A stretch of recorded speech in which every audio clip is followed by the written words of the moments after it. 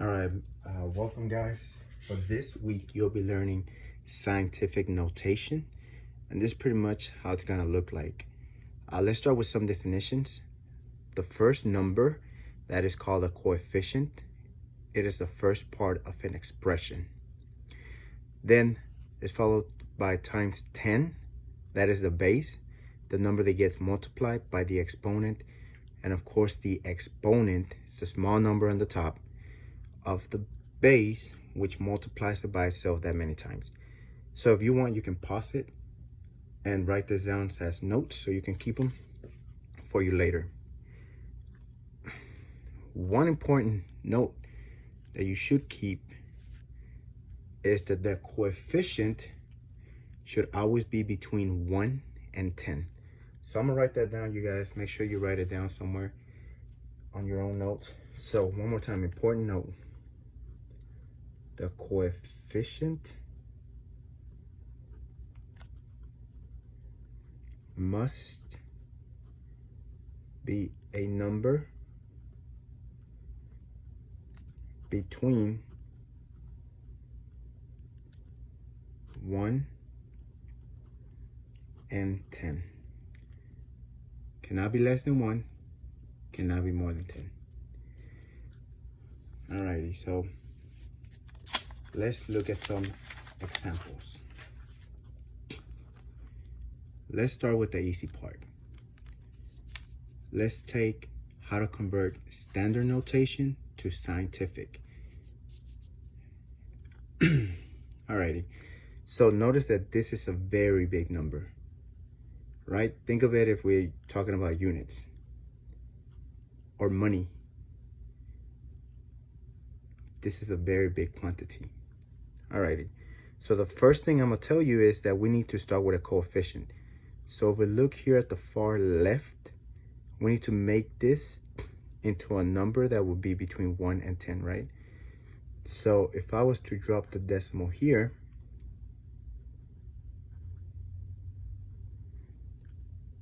is that a number between 1 and 10?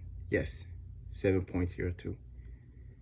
All right, now we're gonna follow by times 10, and now we need to figure out the exponent. How do we get there? Well, where do we drop the decimal? Right here. Because there was no decimal, well, we start at the far right and then we start counting. 1, 2, 3, 4, 5, 6, 7, 8, 9. We move 9 times. Because it's a big number, this 9 becomes a positive exponent. And that's how you write this big number into scientific notation. So we go from standard to scientific. What do we have? A small number. One more time, think about it like if we had a unit. Well, that's not even a centimeter or an inch, whatever metric system you're more comfortable with. So we need to write this in scientific notation. Notice that this time they do have a decimal, they gave it to us, but we need to create this number into a number between 1 and 10. So can't put a decimal here because that will read 12.3. That's bigger than 10. So I'm gonna put it right here. And that gives me a number between 1 and 10, 1.23. Do the same thing, times 10. Now we need to figure out our exponent. Notice that this time, you always start where the decimal was originally.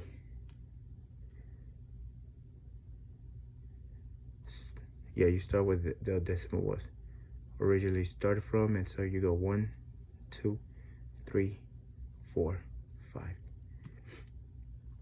But this time, it's gonna be -5.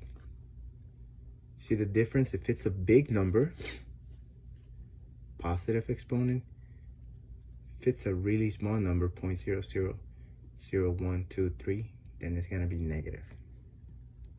And that's how you go from standard to scientific.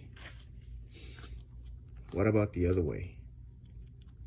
Going from scientific to standard notation. So let's look at the exponent. It's positive, so it's gonna be a big number. And so first thing is, I'm just gonna drop this down.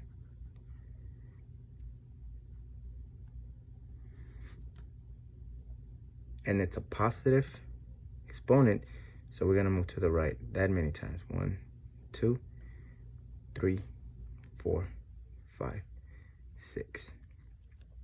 What are you doing to empty slots? You add zeros. And just to make it look nice, you rewrite it.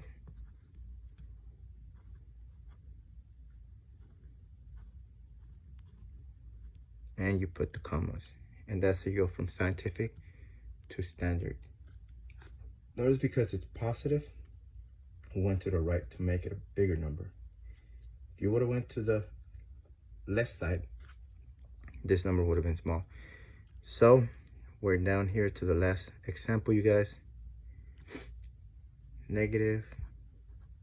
Always take note of that. Rewrite it.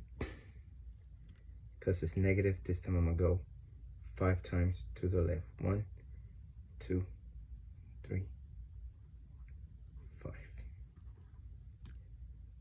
What are we doing? This empty slots, put zeros. Rewrite it to make it look nice.